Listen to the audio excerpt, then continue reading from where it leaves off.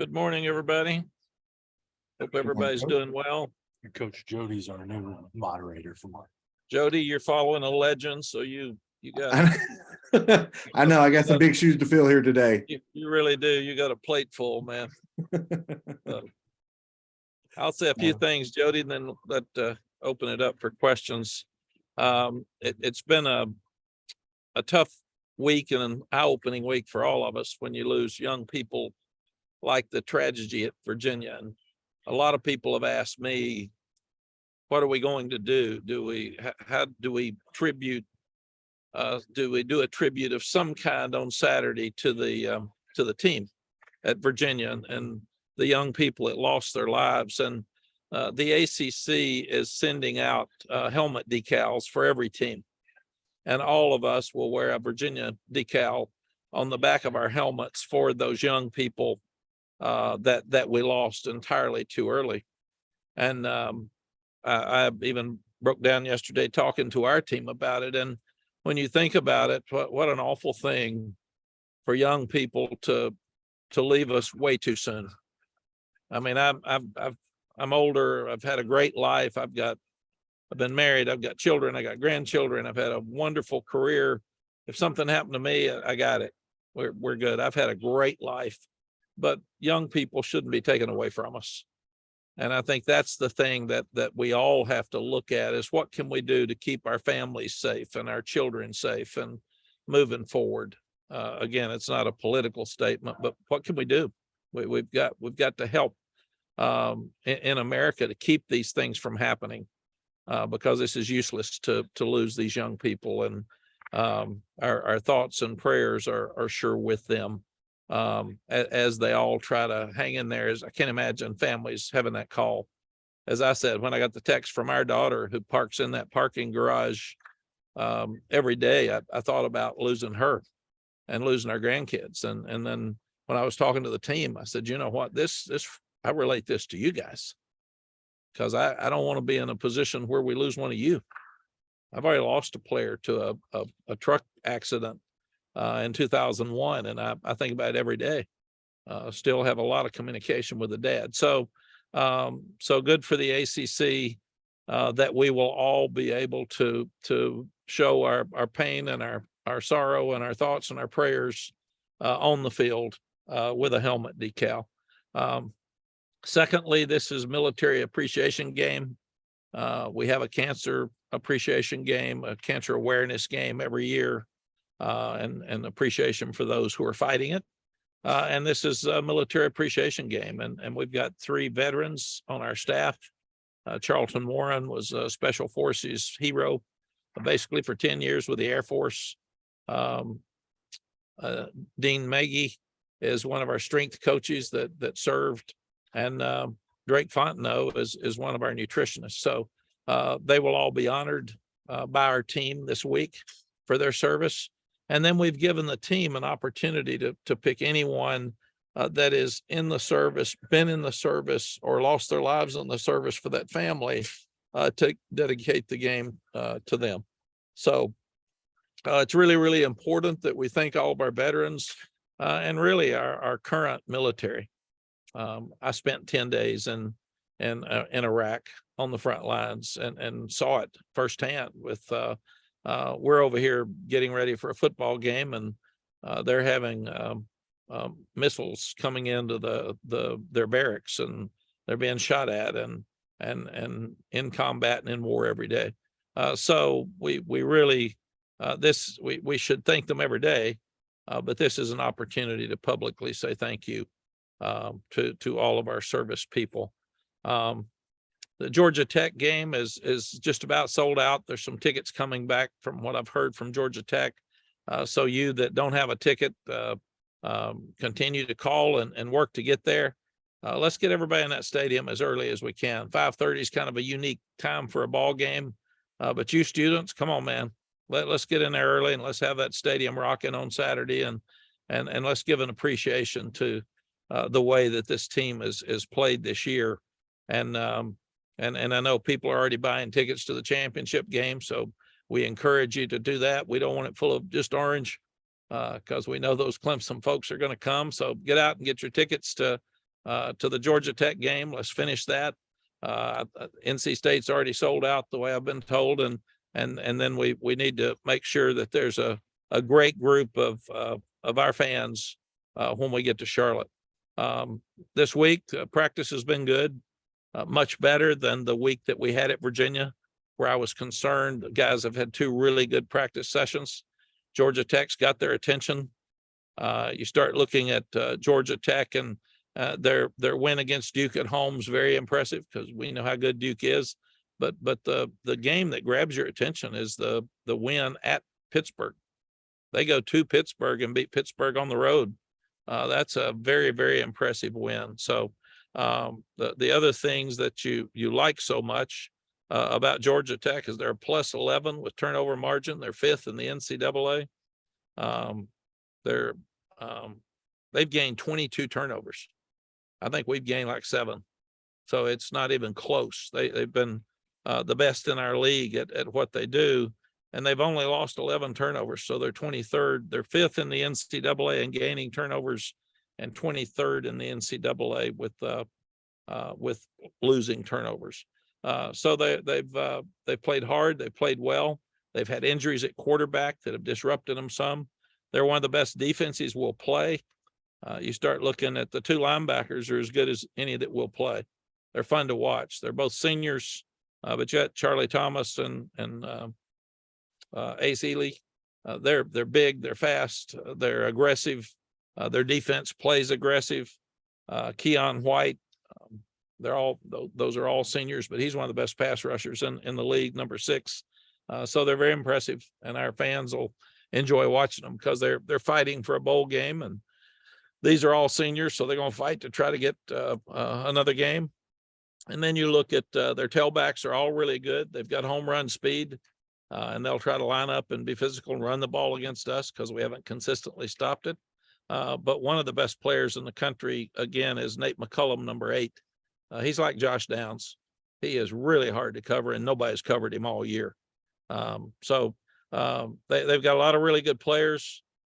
Jeff Collins did an outstanding job recruiting in his 3 years because he came in so late. He had just a couple of days the first year, and then he had the next 2 years to recruit.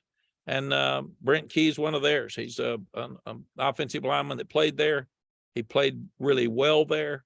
And the guys have all rallied around him, and they're going to fight their guts out for these last 2 games for sure. Defensively, we've got to keep getting better. It's impressive that our defense is getting better, especially with as many guys as we lost. So next man up, and that's what we've said. And the defensive coaches haven't griped at all about what we've lost, haven't even talked about it. They've just said that's college football. A lot of people have people you lose. You worry about the young people you lose, but you got to keep moving forward. And offensively, we've just got to keep playing. We just have some times in the game we're playing so well, but then we have times in the game where we just don't finish things. And we've got to do that. And we've got to do that better here the last 3 games. So questions? Andrew, lead off.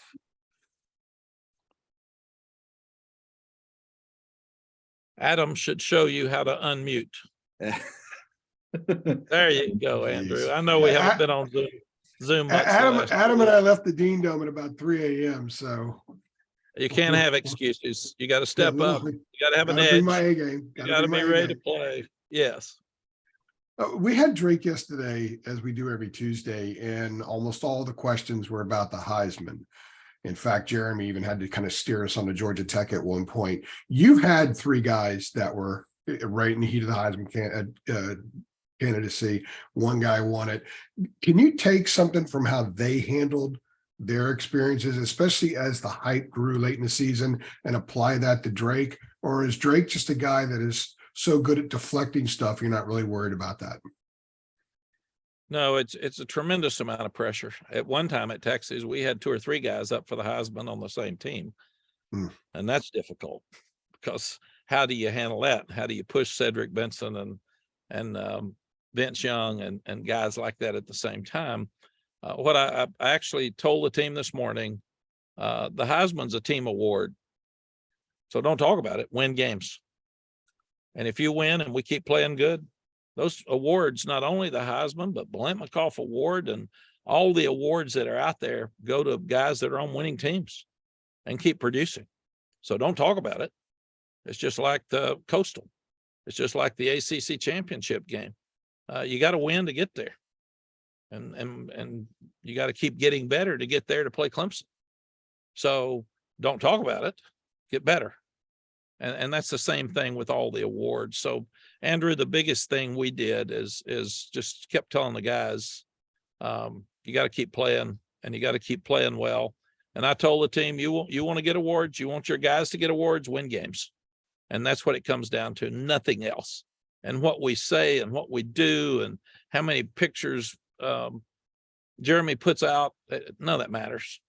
It's about winning and it's about performance. And that's what we've got to continue to do. In your cases in the past, when you had guys that were in the running for it, did you ever worry about any of them maybe letting it get to them or them being a little bit too consumed with it?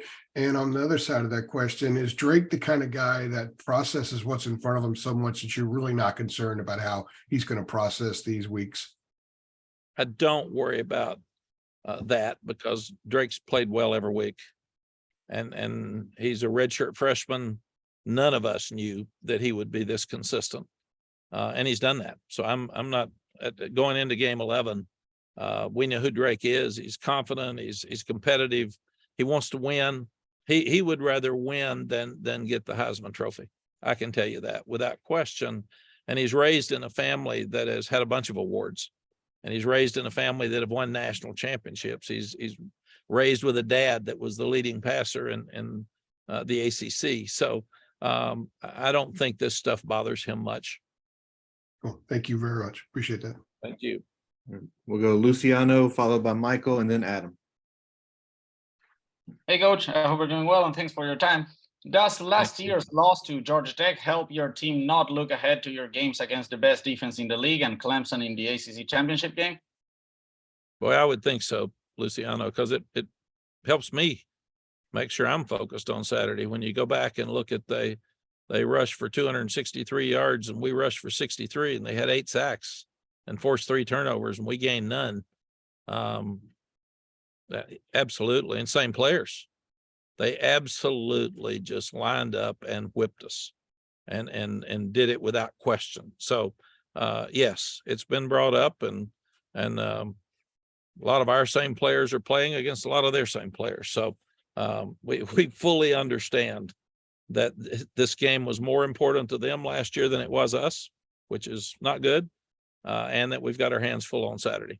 That's why everybody on this team is talking about Georgia Tech, not all the other stuff that could be around to be distractions. And I think the fact that we didn't play as well against Virginia has also helped us this week, because we said, you stand around, it's not the best team, it's the best team on Saturday.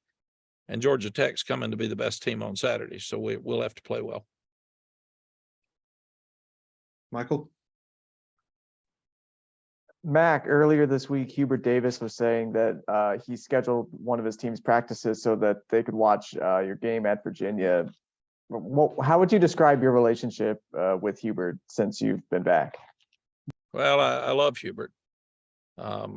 We were here together before, and I was so excited when he got the job, and I was around him at ESPN, and he's just he's a joy to be around. He's smart. He's competitive. He's a lot people. He's very, very nice, but he's a lot tougher and more competitive than people think he is. And Courtney texted me the other day, and our ladies moved their practice around so they could have a watch party right after their practice to watch our games as well. So this is a very, very close athletic department, and all of us pull for each other, and all of us help each other recruit. And it's one of the coolest things about being here. Thank you. Thank you. Adam, followed by Tommy. Mack, can you hear me? Yes, thank you, Adam. It's amazing what doing away with mute does. You learn from Andrew. So you learn from Andrew's mistakes. I got it. We've got to learn from mistakes and move forward. Well, that just tells us that you were close happy by to help. Josh when he was giving his interview, which we don't want that. You're affecting his answers. He wasn't going to say anything with you standing there. So There maybe you go. we can work on I that. was sitting over here. These kids are so smart. I hate to follow them. That's what I told Jabari. I'm going to start going first so I don't have to look like a fool.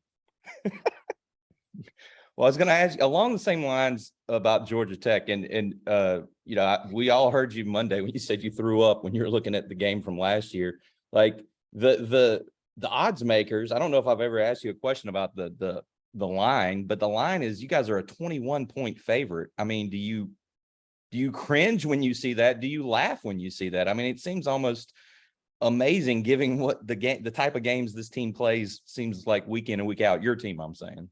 Yeah, we wouldn't be a big favorite playing us. It's going to be a close game. We've decided that regardless of what we do. And last year's wasn't even close. And I think we were a big favorite last year. You were. So it absolutely doesn't matter at all. Fair enough, Mac. Thank you. Thank you, Adam. Tommy, then Luciano again. Mack, I wanted to ask you a question about Georgia Tech, but first a question about the challenges as a coach, as a coaching staff today versus maybe when you started sort of being a parent, and for all these guys, for 120 plus guys in the climate we're living in, social media, violence, all that type stuff. How has that changed over your career, accomplishing, keeping your guys safe and on the right path and all that stuff?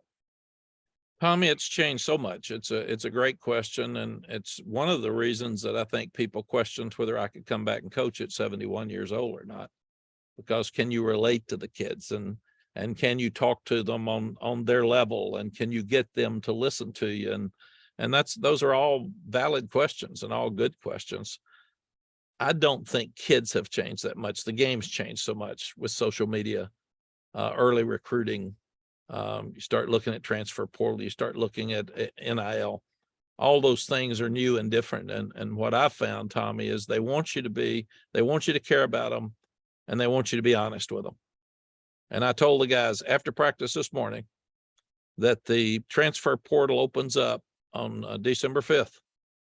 And there'll be some of you that are graduating and not playing a lot. You're going to want to still play, and we'll help you go somewhere else. And there's some of you that aren't playing. And if you're unhappy and you're not playing and you want to go somewhere else, let's finish this season. I don't even care if you go in the transfer portal and keep playing for the bowl game. That's fair, because we're all trying to figure out the guidelines now of the transfer portal. So we don't want the guys to wait too long. But it's their life. And what we've told them, Tommy, is there's really two different dynamics on this team. Is you got the group on the field that's playing, and we've got to play the guys that we feel like can win the game. That's what you have to. You got to win games. And whether you agree with us or not, we've got it. You don't have to agree with us, because you think you're better than we think you are at this time, or we would be playing you. So if you don't like that, don't be angry. Transfer, and we'll help you do that. And we told the other guys the same thing. If you're going to stay, you got to play good. Then off the field, we're going to take care of all of you. We're going to try to help every one of you. We're going to, like I said, I address issues every day with them. Every time a college football player gets in trouble or a pro player gets in trouble, I send it on Teamworks to them and say, make good decisions. Every time. We address mental health a whole lot. We address drugs and alcohol a whole lot.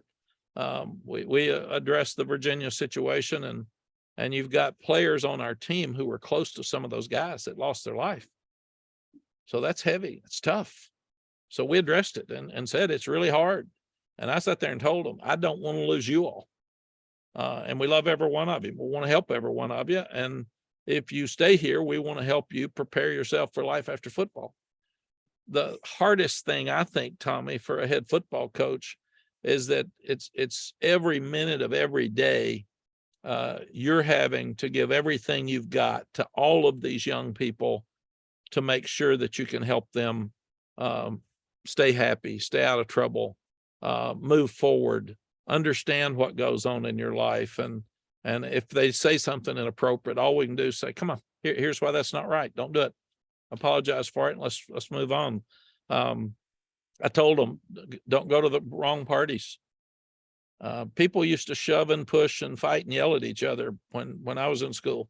Now you get shot at the wrong party. So if you walk into a place and you don't feel comfortable, get out of there. Get out of there. So, but Tommy, it's constant, and we've got 120 players. There's 53 staff members. So you got issues every day. Somebody's mad every day. Somebody's gotten something hurt or wrong, or it's just, you worry about them driving. You worry about them being on scooters on campus. I mean, they're just, so you're just constantly talking to them like they're your family, because they are an extended family. Thanks, Mike. Thank you. We'll go Luciano, Art, and then Ross. Coach, the offensive line has shown great improvement from last year to this one as far as sacks allowed are concerned, but you have allowed 7 in the last 2 games. Has that been a point of emphasis this week, and why do you think that may have been? Well, it's a lot of different things that we've learned. Sometimes we hold the ball too long. Sometimes it might be a tight end. Tight ends are not as good or running backs are not as good a blocker as the offensive line because they don't pass protect all the time. Sometimes it may be a bad check. So there's a lot of different reasons, but we don't want to have 3 and 4. And it's really important this week. And it has been emphasized this week since we gave up 8 to this bunch last year. Thanks, Coach. Thank you. Art, you're up next. Then Ross. Hey, Mac, want to kind of end this on a lighter note, but I can't exactly remember the story you told about Ricky your first year at Texas, where you didn't think he was paying attention to the Heisman and then you saw his email. Can you tell that story? Yes, and I don't think you're ending it. Are you throwing Ross out, Art? No, He's- I'm ahead of him. Oh, okay. I got that. No, I didn't know. I talked to Ricky a lot at that time. He was wearing dreadlocks, and it was obviously a lot earlier in our career, and we didn't have kids here wearing dreadlocks. And Ricky said, I talked to some of your players, and they said that you wouldn't let me wear dreadlocks. You were a player's guy and you were great, but you wouldn't let me wear dreadlocks. And I just said, can you tell me why you wear it? Because I'm responsible for you getting a job when you get out. And I said, is it religion? Is it, give me something that'll help me here. And he said, no, I like Bob Marley music. So it's Bob Marley. And then I said, well, you may not win the Heisman because there's a lot of older people that vote. And some of them wouldn't like dreadlocks. And he said, if they can't see me as a player and can't see my heart, I don't care what they think about my hair. I'm not, it's not a hair contest. It's who's the best player in college football. So I didn't think he was interested. And he just said, I'm not interested if that's what has to happen. So obviously we let him keep his hair. In fact, I wore a dreadlock wig for Thanksgiving. He was so good. And he was right. It was not about hair. It was about who he was as a person. But then when I did see his email, it was Ricky Williams, Heisman.com. So, or Heisman.com. So I did know that he had full intention of winning the Heisman. Thanks, Coach. Thank you. Okay, Ross, you're up next. Hey, Mac. Just wanted to, at 9-1, there's a lot more attention on your program. 13 in the college football playoff, Heisman candidate. Was wondering if there's any interesting or unusual attention being brought on, or conversations with boosters, or anything else that's been different given the season y'all are having right now. Ross, I think it's just what you said. It's just a lot more attention. The radio show was packed more than even close to what it's been for the previous 3 years. There's a lot more people wanting to come to practice. Excuse me. I get a lot more text messages about this is fun, or you got to finish, man. You got to win the next one. It's funny. And I have a lot of friends here from the past, and they'll come up and we're getting ready to play Duke, and they'll say, Duke's important to me. And I say, well, then we'll try to win. I mean, come on, man. And then they come back and say, well, you know that we beat Duke now, Pitt. We got to beat Pitt. I said, yeah, we got to beat everybody. I got it. Then somebody says, you got to beat Clemson. I said, we played Georgia Tech. Come on, man. It's about Georgia Tech. So it is kind of funny that everybody gets excited and everybody's got opinions. And the other thing, Ross, that I get so much that's really funny is they'll say, have you mentioned to them that Georgia Tech is forcing a lot of turnovers? I said, yeah, I've mentioned it to them a couple of times.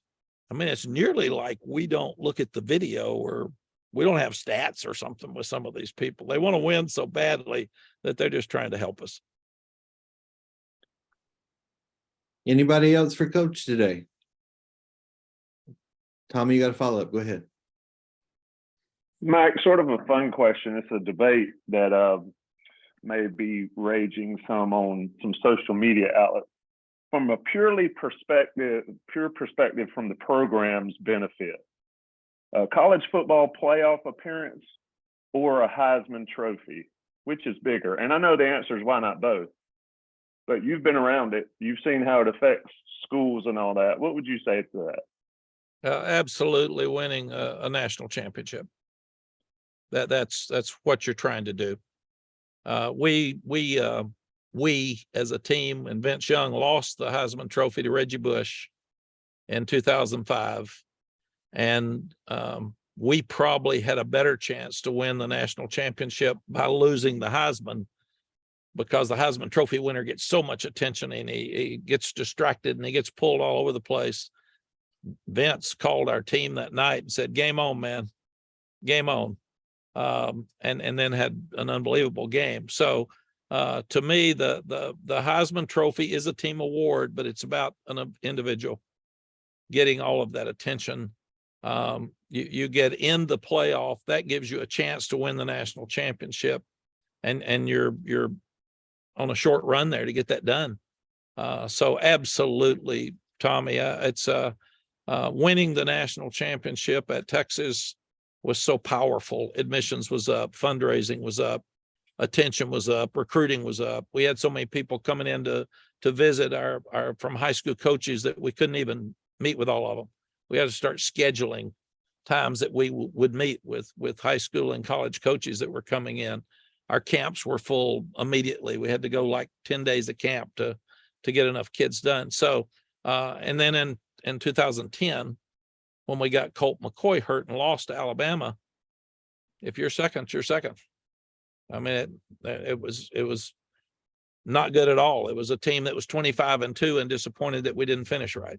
So it is absolutely about winning first your conference championship and then about winning your national championship. What I've sold to these guys is that to do those things, you have to keep getting better. And that's why you can't look ahead. You got to play to a standard. And we've said that all the time, but you have to practice and play to a standard to get to be able to beat people in the end. And if you don't do that, it's not going to end well for you. Talking about it does no good. Preparing for it does. All right. Coach, we don't appear to have any further questions, so thanks for your time this morning. Great. Are you all going to evaluate Jody and give him a grade?